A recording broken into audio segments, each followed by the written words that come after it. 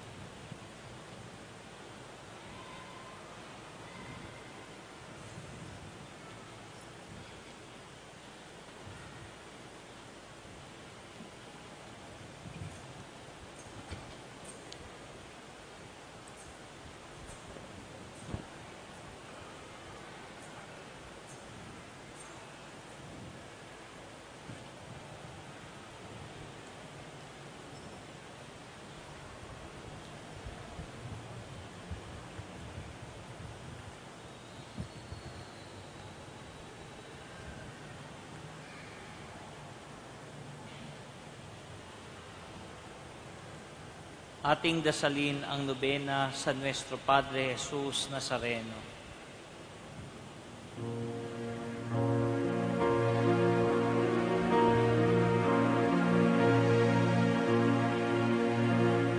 Krus ng ating kaligtasan, dapat nating ikarangal sa isang ng kalayaan at ng muling pagkabuhay ni Jesus na poong mahal. Krus ng ating kaligtasan, dapat nating ikarangal sa isang ng kalayaan at ng muling pagkabuhay ni Jesus na poong mahal. Mga kapatid, nakalood tayo sa harap ng ating Nuestro Padre Jesus Nazareno sa banal na sakramento ng kanyang katawan at dugo sa Eucharistia. Sambahin natin siya na nakaluklok sa kanan ng Amang nabubuhay magpakailanman. Mga kapatid, pakinggan po ninyo ang sinasabi ng ating Panginoon. Ang pagtitiis ng hirap ay bahagi ng pagkatawag sa inyo ng Diyos, sapagkat nang si Kristo ay magtiis para sa inyo, binigyan niya kayo ng isang halimbawang dapat tularan. Hindi siya gumawa ng anumang kasalanan o nagsinungaling kailanman. Nang siya'y insultuhin, hindi siya gumanti. Nang siya'y pahirapan, hindi siya nagbanta. Sa halip, ipinaubaya niya ang lahat sa Diyos na makatarungan kung humatol. Sa kanyang pagamatay sa krus, pinasan niya ang bigat ng ating mga kasalanan upang tayo'y mamatay na sa kasalanan at mabuhay ayon sa kalooban ng Diyos. Kayo'y pinagaling na sa pamamagitan ng kanyang mga sugat, sapagat kayo ay tulad ng mga tupang naliligaw, ngunit ngayon kayo'y nanumbalik na upang sumunod sa pastol at tagapangalaga ng inyong mga kaluluwa. Unang Pedro 2:21-25. Jesus Nazareno, aming Panginoon at Diyos, Karapat-dapat kang tumanggap ng papuri at pasasalamat, parangal at paggalang, kadakilaan at kapangyarihan, magpakailanman. Amen. Ikaw ang tanging anak ng Diyos. Naging anak ka rin ni Mariang Birheng kalinis-linisan. Bigay ka ni Maria sa amin bilang tagapagligtas at kapatid. Bigay mo si Maria sa amin bilang ina namin at pag-asa. Pinuno mo siya ng grasya, punuin mo rin kami ng grasya ng Espiritu Santo. Pag-ibig, kagalakan, kapayapaan, pagtitiyaga, kagandahang loob, kabutihan, katapatan, kaamuan, at pagpipigil sa sarili. Amen. Jesus Nazareno, aming Panginoon at Diyos, karapat-dapat kang tumanggap ng papuri at pasasalamat, parangal at paggalang, kadakilaan at kapangyarihan, magpakailanman. Amen. Inilalarawan mo sa amin ang mukha ng Diyos na di nakikita, ang Diyos na puspos ng pag-ibig at lipos ng habag. Katulad mo kami sa lahat ng bagay, liban sa kasalanan. Sa binyag, kami ay ginawa mong mga anak ng Diyos na banal.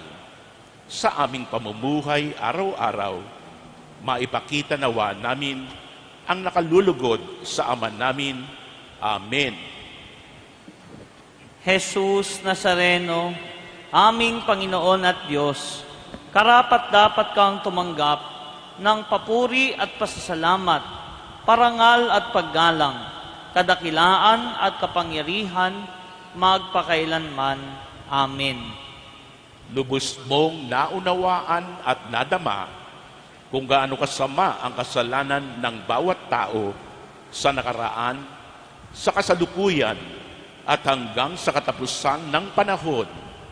Sinunod mo ang kalooban ng Ama na iyong tiisin ng maraming hirap at kamatayan sa krus para tubusin ng mga tao mula sa bawat lipi, wika, bayan at bansa at gawin silang mga saserdote para maglingkod sa Diyos Amang makapangyarihan sa lahat. Kami naway makasama mo sa iyong patuloy na pagtitiis ng kahirapan para sa kaligtasan ng sanlibutan.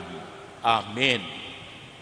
Jesus Nazareno, aming Panginoon at Diyos, karapat-dapat kang tumanggap ng papuri at pasasalamat, parangal at paggalang, kadakilaan at kapangyarihan, magpakailanman. Amen. Sapagkat ikaw ay mabuti, ang pag-ibig mo'y napakatatag at mananatili. Hindi kukupas, walang katapusan, hindi magwawakas. Amen. Jesus Nazareno, sa mga bayang walang misa, Maawa ka, Panginoon. Jesus Nazareno, sa mga may mabigat na problema, Maawa ka, Panginoon. Jesus Nazareno, sa mga di kayang magtrabaho, Maawa ka, Panginoon. Jesus Nazareno, sa mga katulong na dustang-dusta, Maawa ka, Panginoon. Jesus Nazareno, sa mga hirap sa paghahanap buhay, Maawa ka, Panginoon. Jesus Nazareno, sa mga di nakararanas ng pahinga, Maawa ka, Panginoon. Jesus Nazareno, sa mga nag-aalaga ng matatanda, Maawa ka,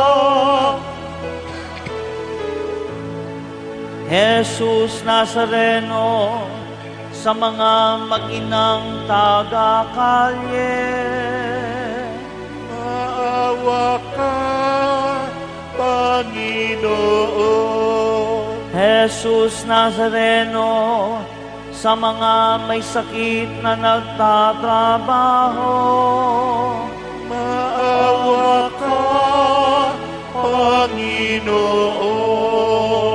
Jesus Nazareno, sa mga nagsasamang di pa kasal, Maawa ka, Panginoon.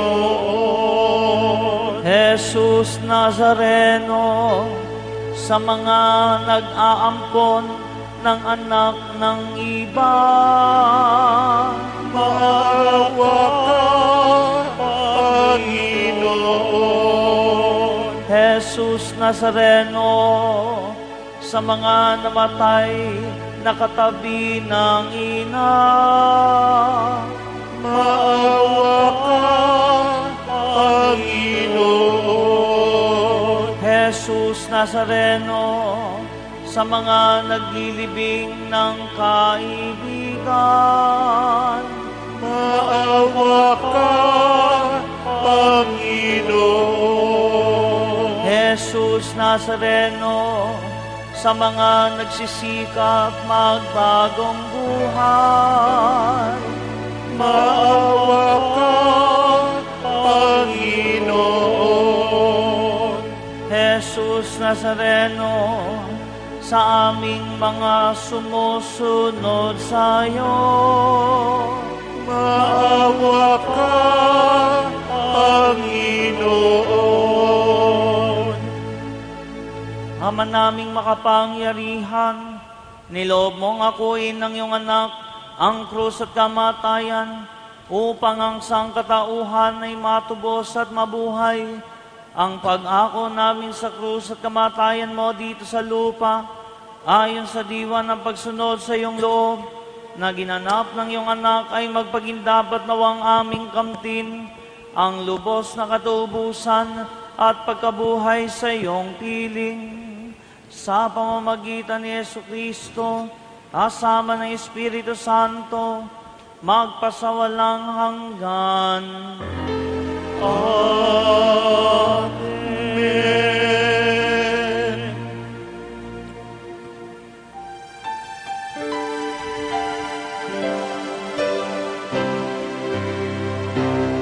Nuestro Padre Jesus Nazareno, sinasamba ka namin,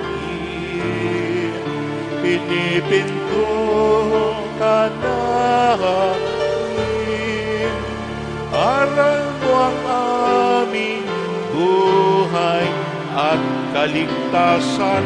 Nuestro Padre Jesus Nazareno, iligtas mo kami sa kasalanan. Ang krus mong kinamatayan ay sagisag ng aming kaligtasan. Nuestro Padre Jesus Nazareno, inarangal ka na amin. Nuestro Padre Jesus Nazareno, ilulwalhati ka namin.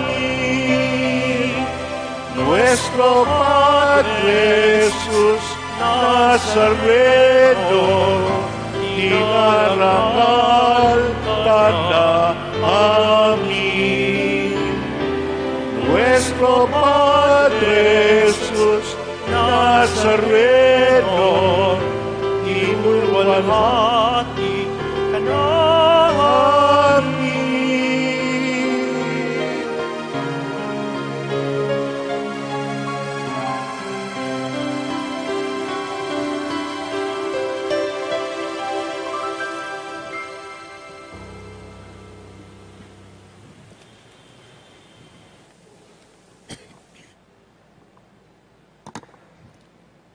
Mga kapatid, magandang gabi po sa inyong lahat. Tayo po ay nagsimula nung nakaraang Miyerkules lamang sa panahon ng Kwaresma, isang yugto sa buong kalendaryo ng simbahan kung saan tayo'y tinatawag upang magnilay sa pagpapakasakit at pagkamatay ng ating Panginoong Hesukristo at mag-alay ng mga pagsasakripisyo at penitensya upang dalhin tayo sa tunay at ganap na pagbabagong buhay. At yan ang tema na napili ko para sa ating panayam ngayong gabi, para dito sa ating unang Lenten Recollection. Ang tema ng pagbabagong buhay. Ang pagbabagong buhay ay maraming kataga na katulad nito. Sa Ingles, ang tawag dito, conversion. Ibig sabihin ng conversion, pagtalikod. Yung dating buhay, tatalikuran na, at ngayon, uusad sa bagong buhay. Kaya ngayong pagbabagong buhay, kailangan yung puso na dating nakatuon sa lumang mga bagay, itutuon na ngayon sa bago. Yung lumang sarili, iiwan na, at ang bagong sarili na ang siyang magpapatuloy. Mula kasalanan, patungo sa grasya ng kalooban ng Diyos. Kaya nga, pagbabagong buhay, mula sa lumang buhay, tungo sa buhay na binago at nabago na. At yan yung ating pag-uusapan ngayon. Paano nga ba mangyayari ang pagbabagong ito? Sinasabi sa atin ng ating pananampalataya na ang bagong buhay na ito ay hindi naman talaga bago. Hindi naman ito talaga bago para sa bawat isa sa atin. Kaya nga minsan mas maganda yung salita na pagsasariwa dahil yung totoo nating pagkatao ay naluma dahil sa kasalanan. Hindi naman nabura, hindi na bago, kung hindi naluma lang dulot ng kasalanan natin sa Panginoong Diyos. Kaya nga, lahat tayo, nung nagsimula naman tayo, nung nagsimula ang sangkatauhan, lahat tayo nilikha ng Diyos na mabuti at banal. Sa katunayan, nang nilikha ng Diyos ang tao, mula sa alabok, ang idinagdag niya lang ay ang kanyang espiritu. Yung abo, lupa, alabok, nung hinaluan ng espiritu ng Diyos, yun ang naging tao. Wala doon ang kasalanan. Wala doon ang ating pagkamakasarili. Wala doon yung ating kasamaan. Pero saan nanggaling ang kasalanan at ang kasamaan? Mga kapatid, yan ay imbensyon ng tao.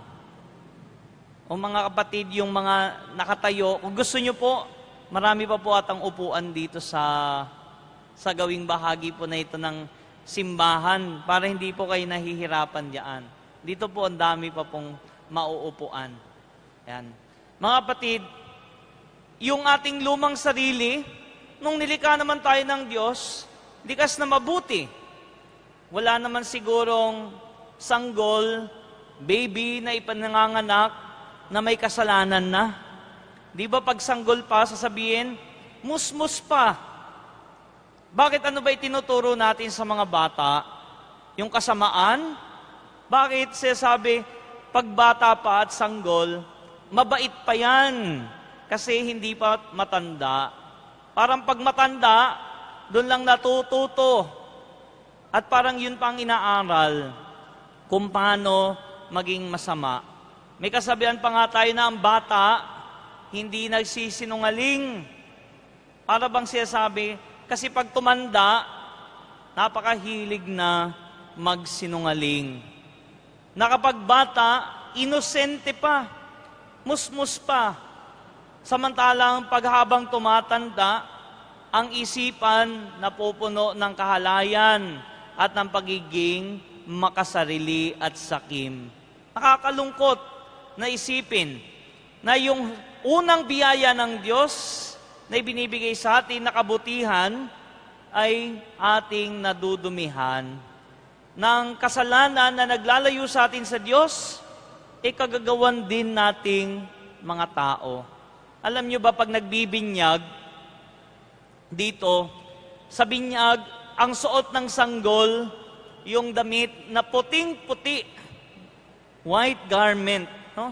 Sa katunayan, katulad yun ng kasuotan ng mga pari, pati yung sinusuot ng mga sakristan. Sa katunayan nga, pati halimbawa yung mga lektor, yung mga lay minister, di ba? Suot puting mga damit. At bakit puti? Pagkilala yon ng ating sinaunang dignidad, yung pinakaumpisa natin ng buhay, na nung tayo bininyagan at hinirang ng Diyos bilang anak niya, hinirang tayo na malinis sa kasalanan. May dignidad na walang bahid, dungis. At sa katunayan, sa binyag, sasabihin pa ng pari, ang puting damit na ito, ang damit pambinyag, tanda ng kalinisan at ng karangalan ng lahat ng anak ng Diyos. Nawa, maging walang bahid dungis ang damit na ito hanggang mata mo niya ang buhay na walang hanggan. Mangyayari lang yon kung mamamatay ka agad bilang sanggol. Pero parang sa mundo natin ngayon, kapag tumanda ka, mas lalo kang tumatanda, mas lalong minsan pasama ng pasama. At nakakalungkot yan, na iniisip natin ang mga tao pasama ng pasama. At yan ang pinagmulan natin. Mula sa kabutihan, pinipili natin ang kasalanan. Kaya nga, ito yung sinasabi ng pagbabagong buhay. Ibig sabihin, baguhin yung ngayon na napasama na. Kaya ang isa pang tawag sa pagbabagong buhay ay pagbabalik loob. Sapagkat pag pagbabalik loob, yung dati, mabuti na. Babalikan lang. Ibabalik ang kalooban sa dating diwa nito. Ibabalik ang sarili sa dating klase ng dignidad na kaloob ng Diyos. Kaya nga, sa orihinal ng plano ng Diyos, wala naman ang kasalanan. Ang mayroon lang sa orihinal na plano ng Diyos ay mangyari ang kanyang kalooban. Sumalit, paano nagkaroon ng kasalanan? Sapagkat ginawa tayong malaya. Malaya tayo piliin ang Diyos o piliin ang kasalanan. At alam niyo mga kapatid, pinili natin ang kasalanan, hindi ang Diyos. Kaya nga itong panahon ng Kwaresma, panahon ng pagbabagong buhay, panahon ng pagbabalik loob, ang gusto natin, yung ating pagpili, piliin ang Diyos. Piliin si Jesus. Ito, bibigyan ko kayong halimbawa. Malapit na po ang Semana Santa, Holy Week. At alam nyo, sa makabago nating henerasyon, ngayon pag Holy Week, marami na ngayon nag-e-excursion, no? Swimming, outing, pupunta sa mga probinsya, at ganito pa, sasabihin, doon na lang rin naman magsisimba.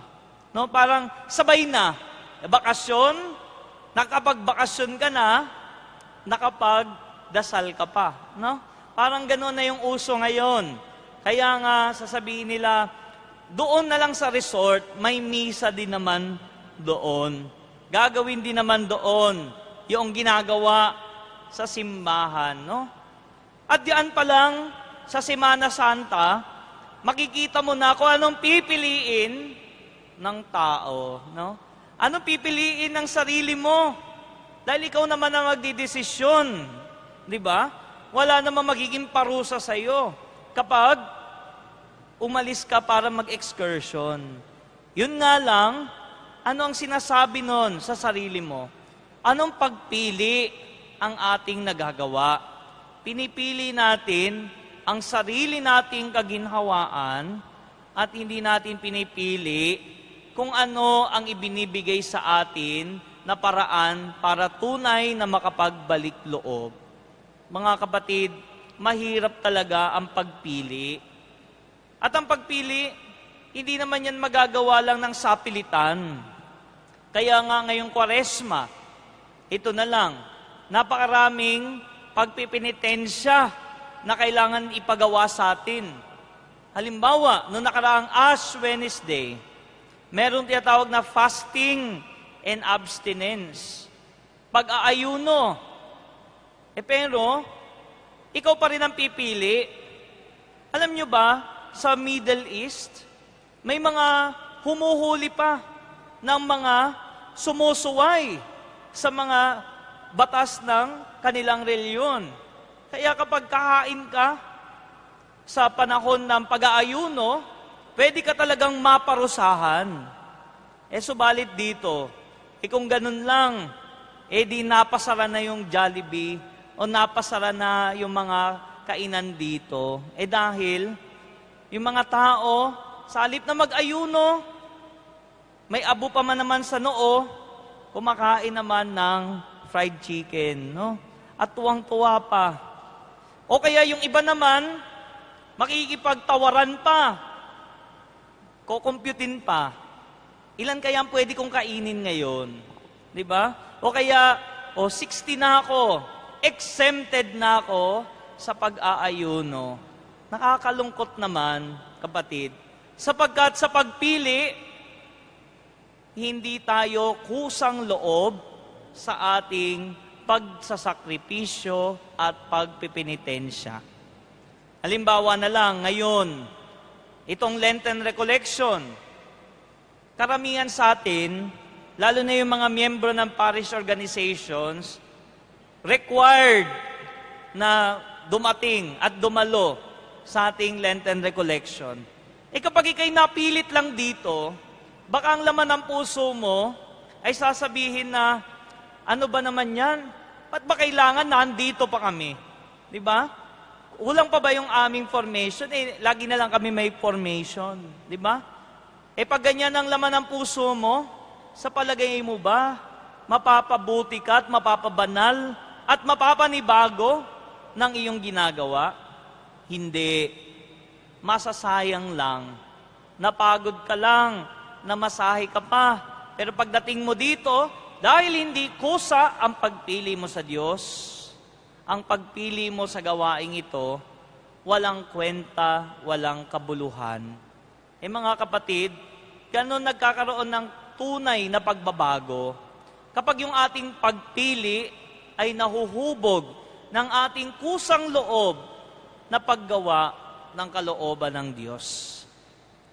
At yung ating pagpili rin napapasama kapag hindi natin binabantayan yung ating pinipili bawat araw. Walang halaga na tayo'y pinipilit lang. Dapat, kusang loob ang ating diwa ng pagbabagong buhay at pagbabalik loob sa Diyos. Kaya nga, ang tao tinatawag ng Diyos sa pagbabagong buhay. Bagamat sinira ng kasalanan at pagka makasarili, ang magandang plano ng Diyos sa atin, bagamat tayo'y naligaw ng landas, ang Diyos hindi nagsasawa ibalik tayo sa Kanya. Kaya nga, noong nakaraang Biyernes, noong Friday Catechesis, pinapaliwanag ko na ang panahon ng Kwaresma ay ginagawa ng may 40 araw, matalinhaga na bilang. Ibig sabihin yan, mahabang panahon. Dahil ang Kwaresma, tanda ng Diyos, hindi nagsasawa, hindi nawawala ng pasensya na hintayin ang mga makasalanan magbagong buhay. Ang ibig sabihin ng 40 sa Biblia, mahabang panahon. Ang Diyos, binibigyan tayo lagi ng mahabang panahon para magbagong buhay. Mula sa maganda niyang plano na nasira natin, gusto ng Diyos, ibalik pa rin tayo sa Kanyang landas. Alam niyo, pag nakakausap ako ng mga taong problemado sa buhay nila, tatanungin mo bakit? At malalaman mo, dahil sa mga matinding kasalanan. Halimbawa na lang, pag nagpapakumpisal, yun ang isa sa napakahirap gawin sapagkat yung mga tao na dumarating, mga nasira ang buhay dulot ng kasalanan. Halimbawa, ikay umukupit-kupit lang, di ba? Sa iyong trabaho. Kapag nahuli ka at nawalan ka ng trabaho, hindi ba mas mahirap na ang buhay mo kaysa kung tiniis-tiis mo na lang? O kaya, kung ikaw ay nahihirapan dahil may asawa ka na, subalit, para bang bumabalik yung ex mo, di ba? Bumabalik ang ex mo. At ikaw naman, ine-entertain mo naman. Nako, huwag mong isiping mahirap yung sitwasyon mo. Pag ikay pumatol, mas magiging mahirap ang buhay mo pag nasira ang pamilya mo. Mga kapatid, sayang. Ganda pa naman ang plano ng Diyos, nasisira dahil sa kasalanan. Kaya nga, halimbawa, estudyante, pinag-aaral ng magulang, ayaw mag-aral, nagbubulakbol lang. Nung nawalan na ng paraan para mag-aral, di ang hirap ng buhay. Kaya nga tatanungin natin, pinahihirapan ba tayo ng Diyos? Hindi. Ang Kanyang plano para sa atin, magandang buhay. Subalit, tayo ang pumipili ng buhay na sira, ng buhay na mahirap. Kaya nga ito yung diwa ng pagbabalik loob. Hinahanap natin ang landas pabalik sa kalooban ng Diyos. Pabalik sa magandang buhay na bigay niya para sa atin. Kaya nga yung pagsunod sa landas ng Diyos, hindi yan pagpapahirap. Yung iba, hirap na hirap, sasabihin, pinahihirapan sila ng mga pagsubok. Kapatid, kung alam mo lang kung saan ka dadali ng pagsuway, pag sinuway mo ang Diyos, masasayang ang lahat ng magandang balak niya para sa iyo. Tulad na lang kila Adan at Eva. Si Adan at Eva, binigyan ng Diyos ng lahat ng kailangan nila. Hindi na nila kailangan magtrabaho dahil pipitas na lang sila ng bunga mula dun sa tawag paraiso. Hindi na nga nila kailangan magdamit kasi mahirap pa maglaba, no? Mahirap siguro gumawa ng damit. Kaya nakahubad na lang sila at okay lang yun. Wala namang masama daw doon. Pero, anong pinili nila? Isa lang binawal sa kanila. Iisa lang. Huwag kakainin yung bunga ng puno na yan. Yun lang. Wala nang iba. Pwede lang kinakainin lahat. No? Kaya nga, ganun ba talaga sila kagutom? Hindi. Pinili lang talaga nila sumuway sa Diyos. At ano yung ibinigay sa kanila, dulot ng pagkakasala nila? Nasayang lahat ng pinagkaloob ng Diyos sa kanila. Mga kapatid, yun ang leksyon din para sa atin. Alam na natin yung kwento na yun. Sa katunayan nga, kabisado natin yung kwento na yun. Kung paanong nang sumuway si Adan at Eva, pinalayas sa paraiso. Kaya naghirap ang kanilang buhay. Tayo, hanggang ngayon, di pa rin talaga tayo natututo. Siya sabi sa atin ng Panginoong Diyos, ito ang gagawin ninyo para magkaroon ng magandang buhay. Pero, susundin pa rin natin yung ating gusto. Kaya, tinatawag tayo ngayong Kwaresma sa tunay na pagbabagong buhay. Dahil ang buhay kasalanan, ang buhay na nalugmok sa pagkakasala, ay hindi ang tunay nating buhay. Hindi yan yung ginusto ng Panginoon para sa atin. Kaya nga, ang buhay na lubog sa kasalanan, walang buhay, walang sigla, walang pag-asa. Kaya nga, ang buhay na makasalanan, ang buhay na hindi sumusunod sa Diyos, ay parang hindi rin isinasabuhay. Kaya nga yan ang panawagan sa atin, pagbabago ng ating buhay. Pagsisikapan natin yan, lalo na ngayong panahon ng Kwaresma. At paano nga ba tayo makakapagbagong buhay? Paano ba madudulot ang pagbabago? Ito ang binibigay sa atin ng ating pananampalataya. 3 paraan. Una, kung gusto natin magbagong buhay, kailangan nating makatagpo si Jesus Nazareno. Makikita natin yan sa Biblia. Tingnan mo halimbawa si Mateo, isang taga-kolekta ng buwis. Pero nang nakatagpo niya si Jesus, iniwan niya ang lahat, sumunod sa Panginoon. O yung babaeng nahuling nakikiapid. Dati yun lang ang pangalan niya, babaeng nakikiapid. Subalit nang nakatagpo niya si Jesus, mula sa pagiging nakikiapid, siya ngayon naging tagasunod na ni Kristo. Si Sakeo, isang publikano, isang mandaraya ng kapwa, nang siya'y nakatagpo ni Jesus mula sa pagiging makasalanan, siya'y naging ganap na tagasunod ni Jesus. At siyempre, si Pablo. Si San Pablo, pumapatay pa nga ng mga Kristiyano. Tinutuligsa ang pananampalataya. Subalit, ang Panginoon nang tinawag siya, siya pa mismo ang naging unang tagapagtaguyod ng pananampalataya. Alam nyo, sa Biblia, hindi mauubos ang kwento ng mga tao na nabago ni Jesus, na nabago ng pananampalataya sa Diyos. Dahil ang Biblia ay kung tutusin, kwento ng pagbabalik loob ng tao.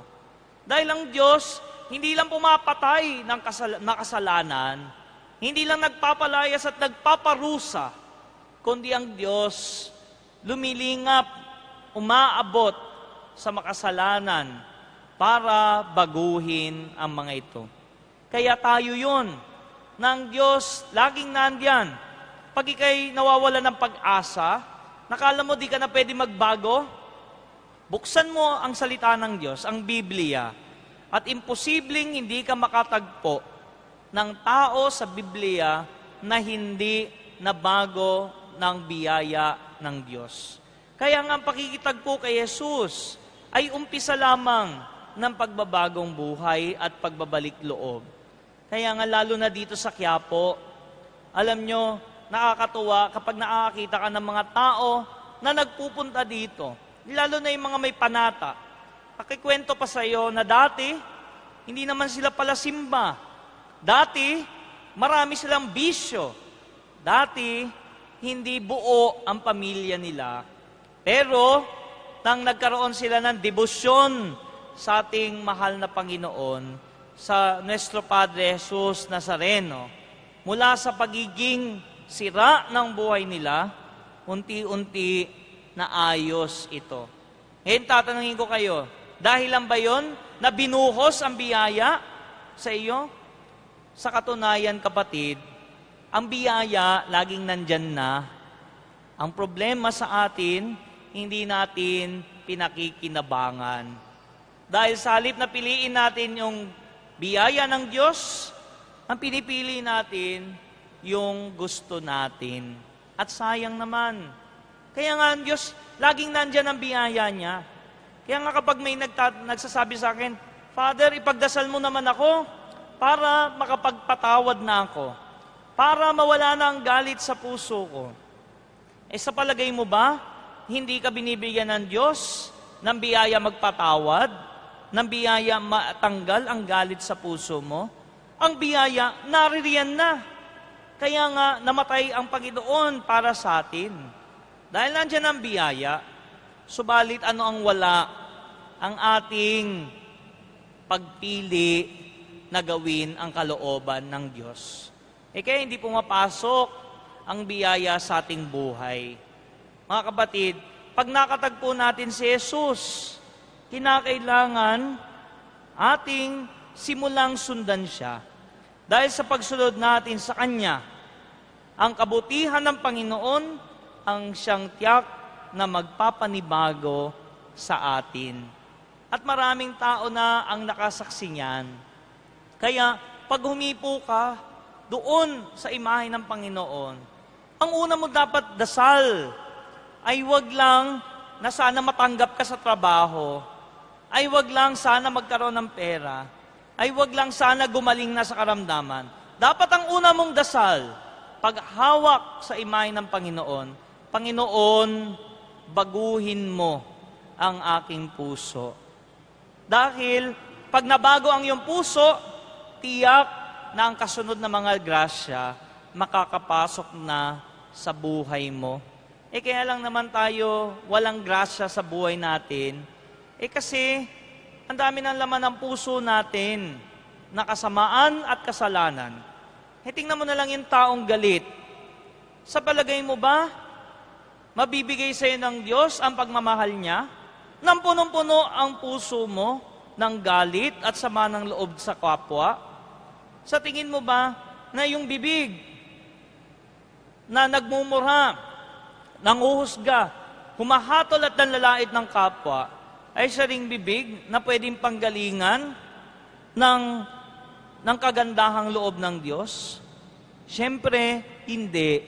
Dahil paano magiging tunay yung ating pagiging biyaya ng Diyos kung tayo naman ay hindi talaga nagbago sa ating kasalanan?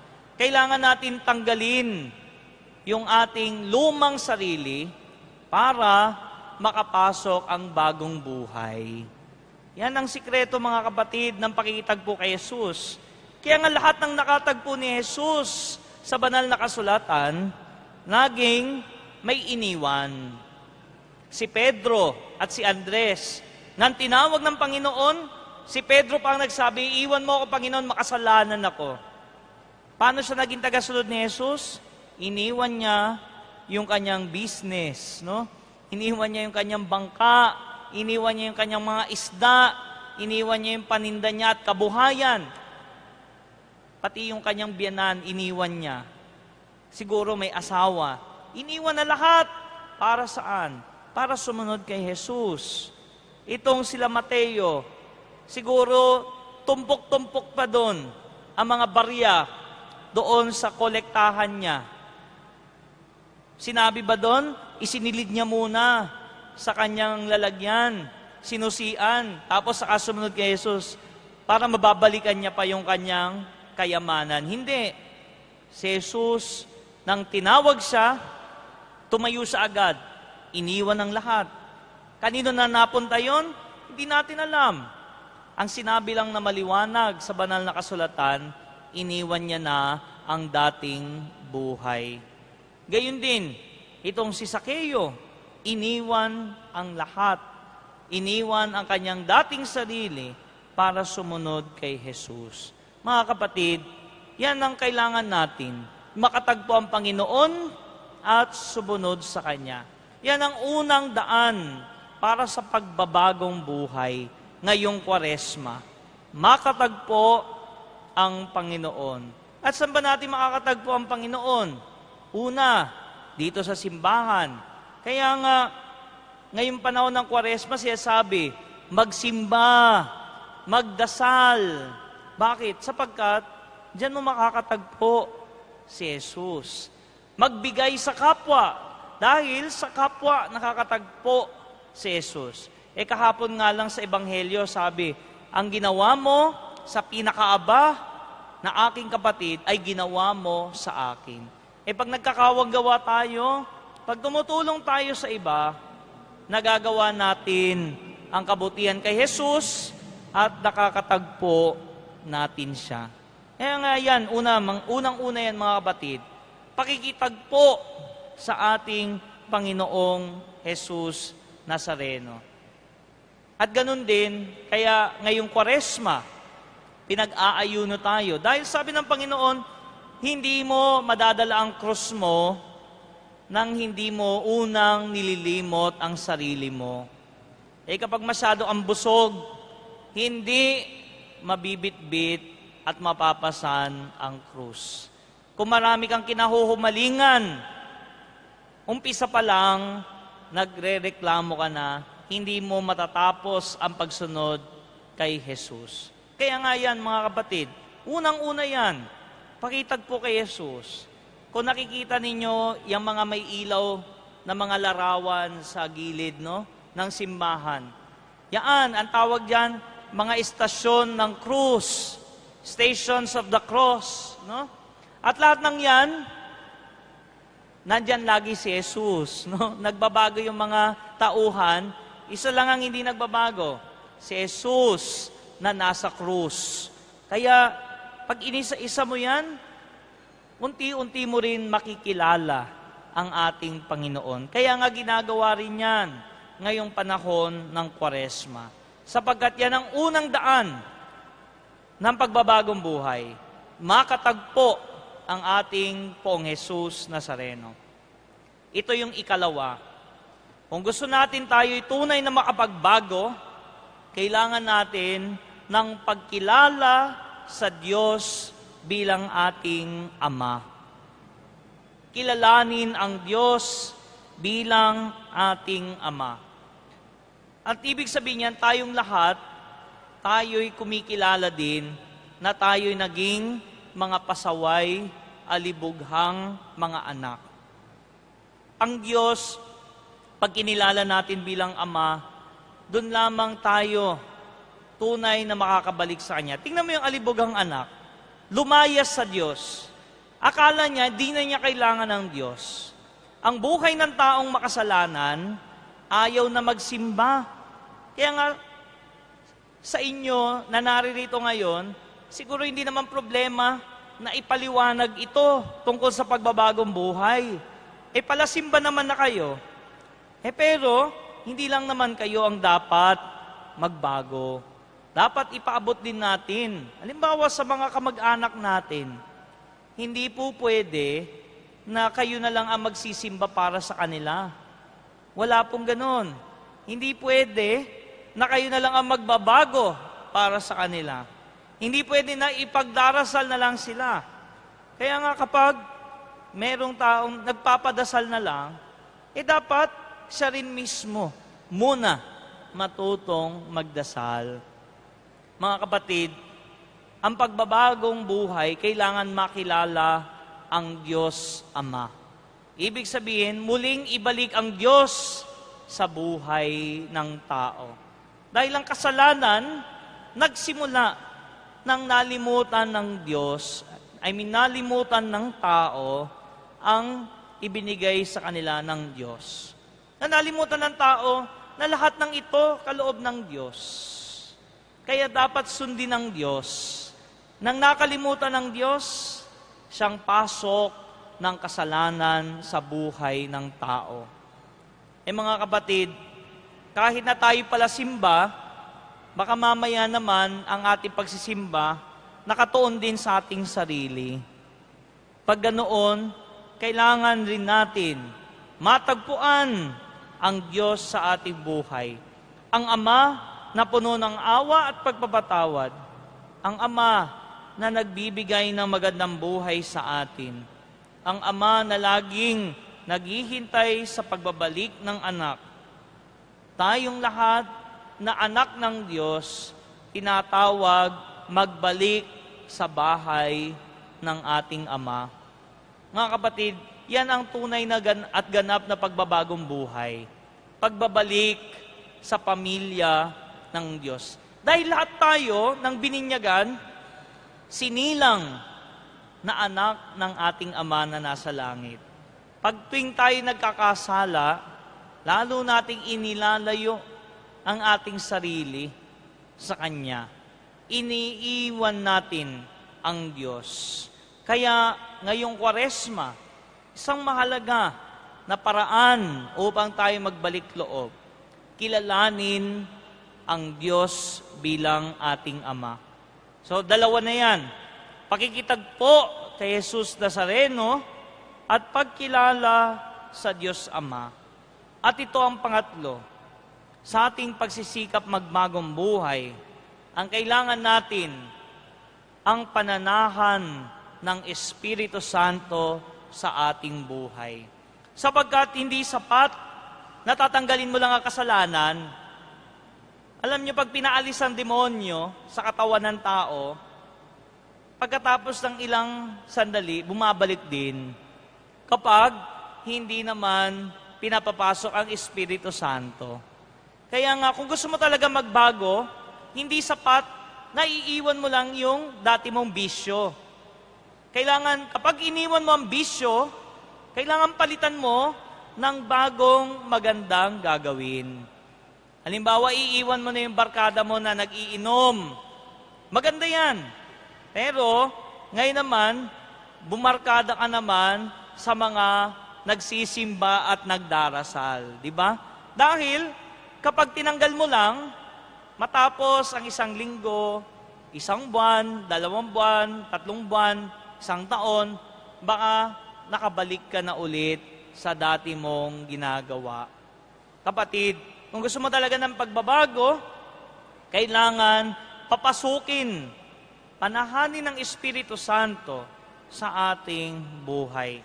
Alam nyo, mga tao mahilig, nagpapabindisyon, no?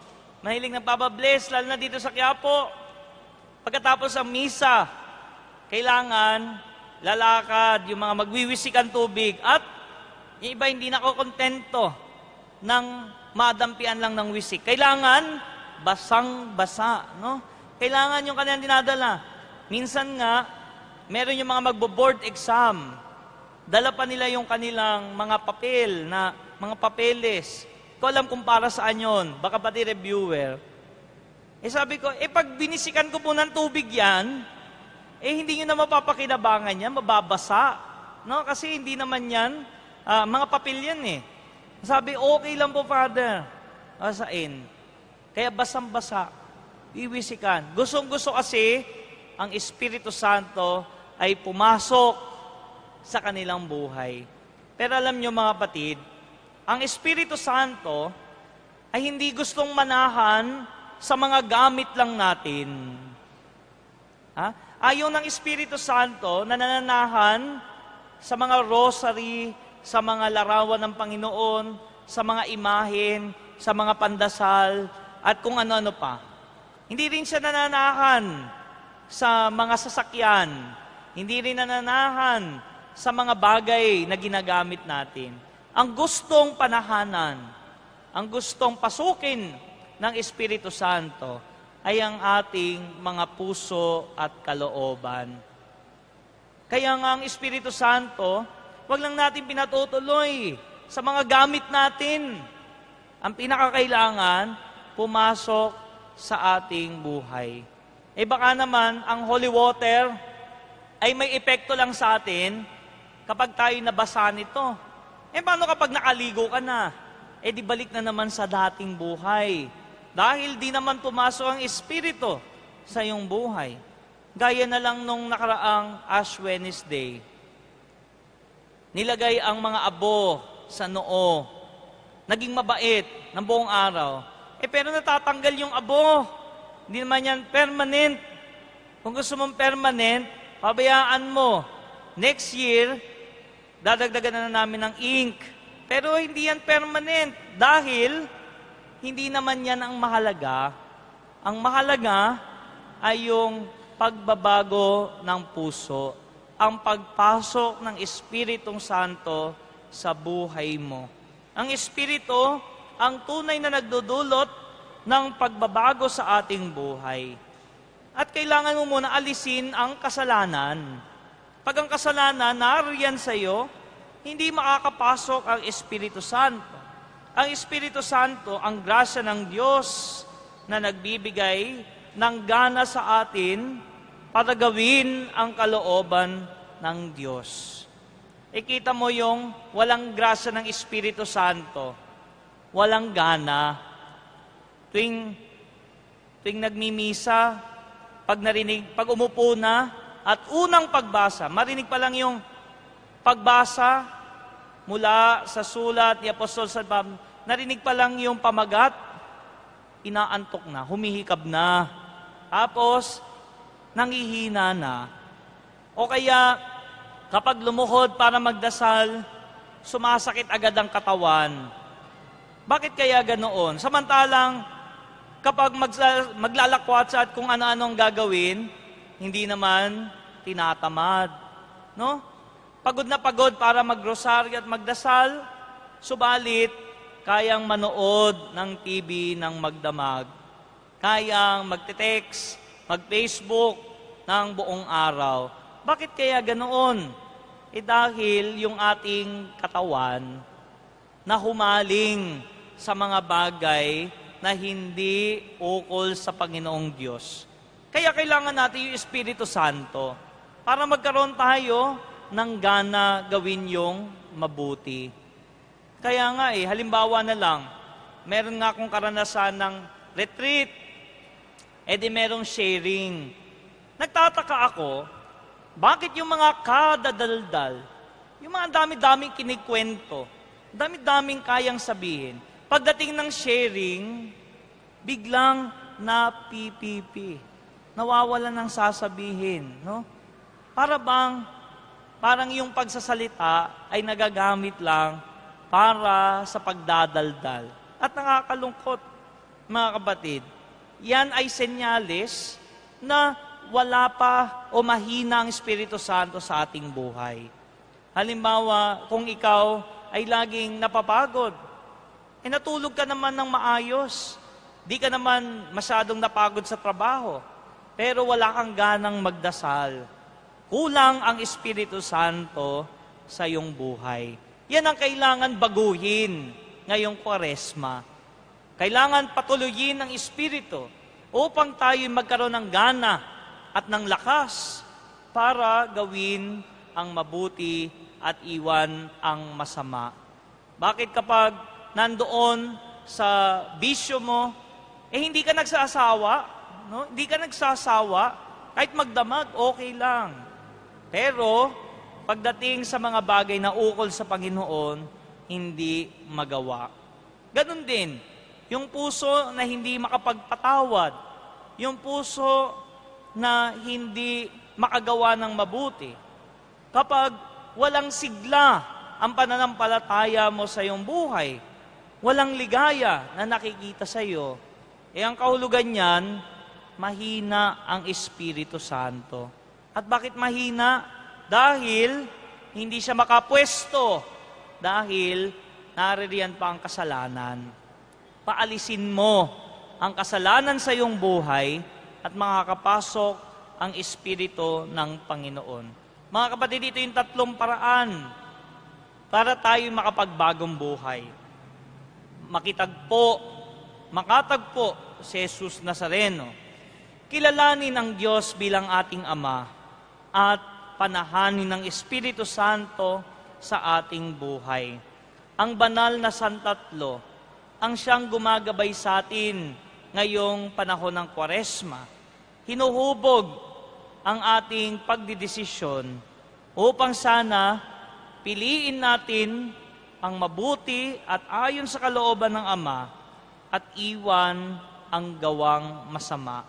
Binibigay sa atin ngayong panahon ng Kwaresma ang maraming bagay para matulungan tayo magbago. Naririyan ang sakramento ng kumpisal, kung saan makakatagpo natin si Jesus, nagpapatawad ng kasalanan, inaamin natin sa Ama ang ating pagkakasala at natatanggap natin ang biyaya ng Espiritu Santo.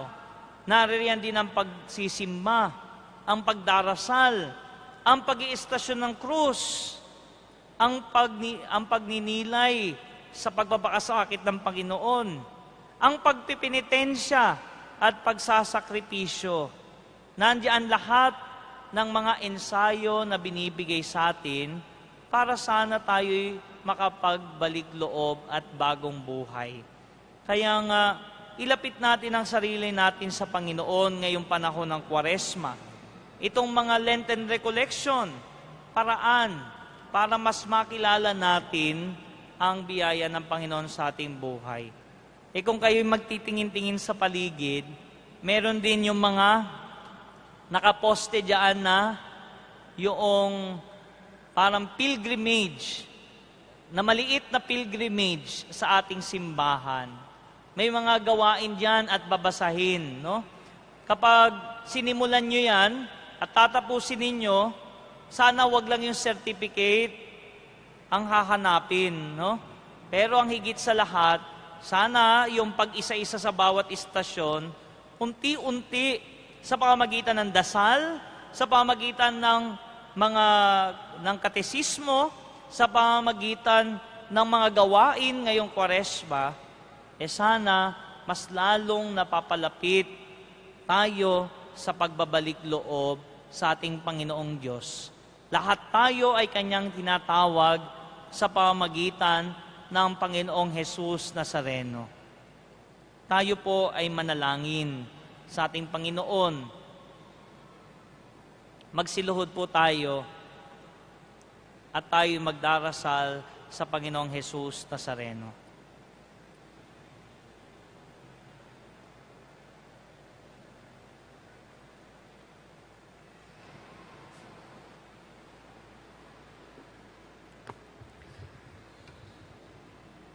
Panginoong Jesus Nazareno, kami po'y unang-unay nagpapasalamat sa biyaya ng pagbabagong buhay na iyong kaloob sa amin. Ikaw, Panginoon, ang mukha ng Ama na puno ng awa at pagpapatawad na siyang tumatawag sa amin para magbagong buhay. Ikaw din, Panginoon, ang siyang nagbigay sa amin ng biyaya ng banal na Espiritu na siyang nagpapanibago ng aming mga puso't kalooban upang ang iyong landas sa daan ng krus ay aming matahak. Panginoon, lahat kaming naririto ay nagnanais magbalik loob sa iyo.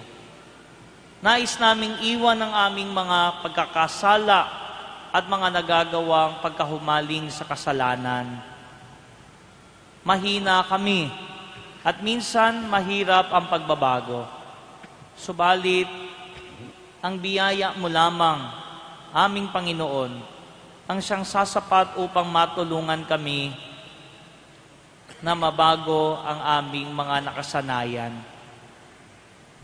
Panginoon, iniaalay namin at inilalaan ang pagpapakasakit at penitensya ngayong Kwaresma upang sana mas maging dalisay ang aming pagsisisi at paghingi ng tawad sa iyo.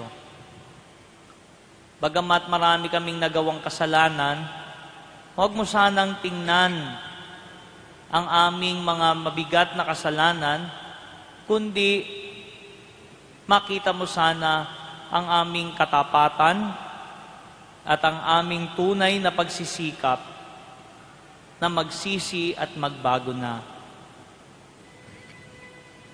Panginoong Jesus, ilapit mo kami sa Ama na nasa langit. Maging daan ka nawa para kami muling makabalik sa Kanya. Ipanalangin mo kami, Panginoon, nang kami huwag mawalan ng pag-asa sa aming pagsisikap magbagong buhay. At nawa sa tulong mo at ng Espiritu Santo, kami maging tunay at kalugod-lugod sa aming Diyos Amang nasa langit. Amen.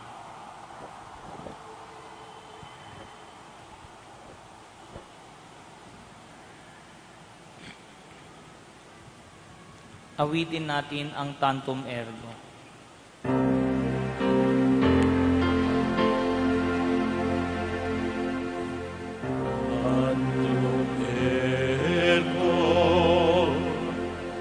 Sacramento venere cernui et antiquum documentum novoce dat ritui praise that fides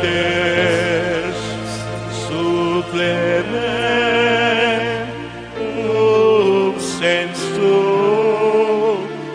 defectui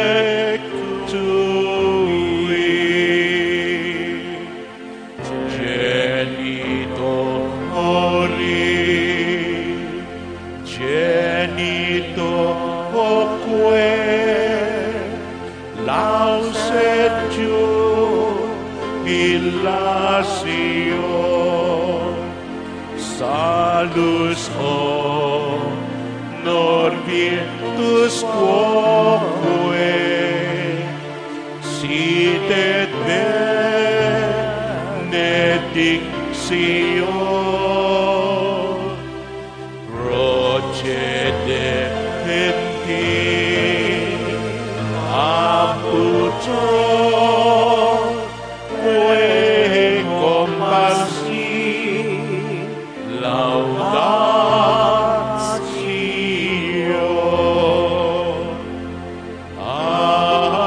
Amen. Amen.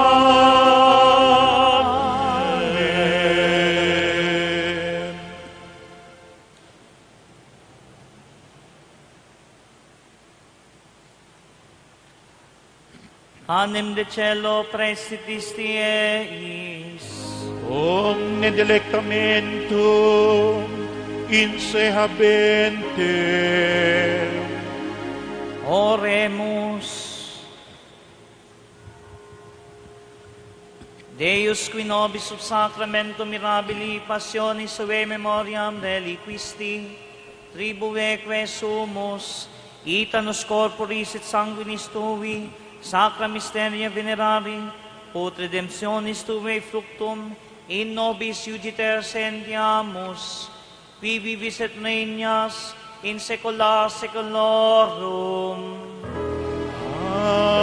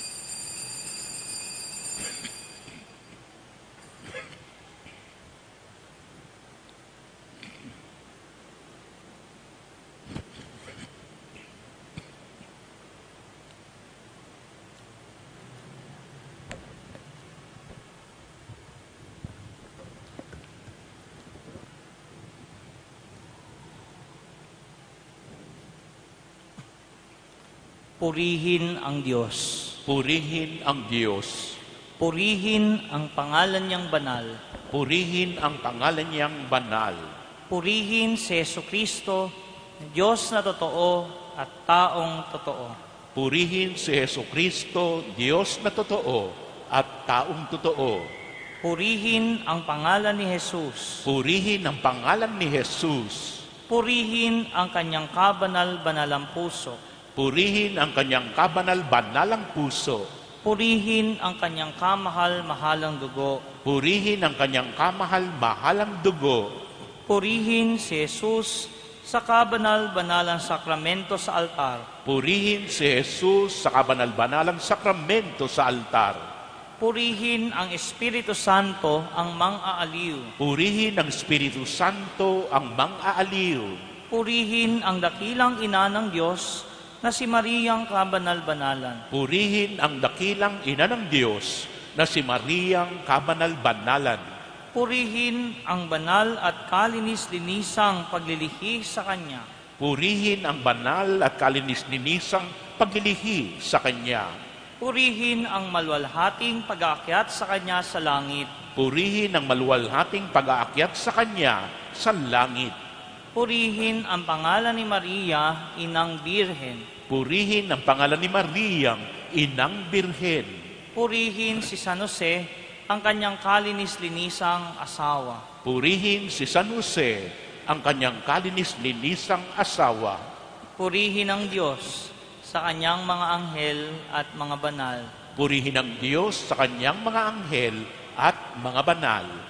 Ang kabanal-banalang sakramento ng puso ni Jesus sa mga tabernakulo ng mga simbahan sa buong daigdig ay lagi nawang makatanggap ng buong pusong pagsamba, pagpupuri at pagpapasalamat. Amen.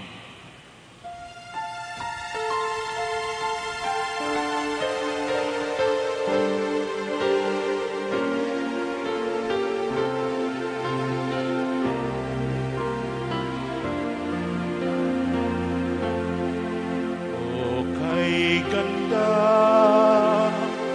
ng ating buhay, napupuspos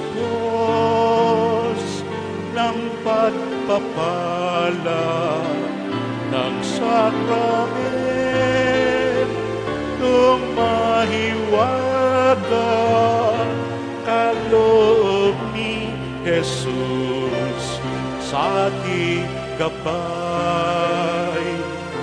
O kay tamis ng pagsasama nagmumula sa pagkakaisa, bumubuka sa pagsasalo sa iisang hapag ay dumalo. Purihin si Jesus sa sakramento, purihin ang lahat ng tao. Purihin siya ng Pilipino sa pagkakaisa, lingapin mo. Purihin si Jesus sa sakramento, purihin ang lahat ng tao. Purihin siya ng Pilipino sa pagkakaisa, lingapin mo.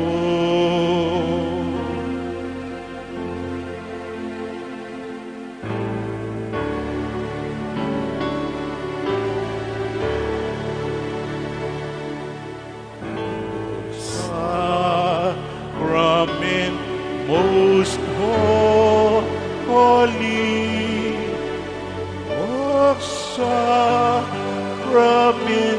divine, divine.